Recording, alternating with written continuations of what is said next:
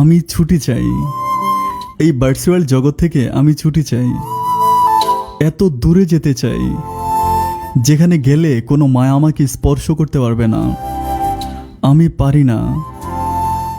পারি না মায়া কাটিয়ে বেঁচে থাকতে। মায়া যে আমাকে অষ্টপিষ্টভাবে চেপে ধরে, আমার আমিকে আমার হতে দেয় না। যে মায়া শুধু কেড়ে নিতে জানে, সে মায়া থেকে আমি দূরে যেতে চাই।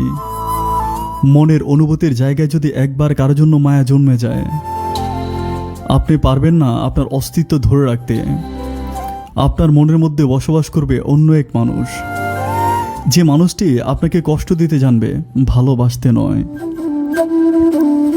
তাই আমি ছুটি চাই যেখানে কোনো মায়া আমাকে অন্য কারো মায়ায় জড়িয়ে থাকতে দেবে না।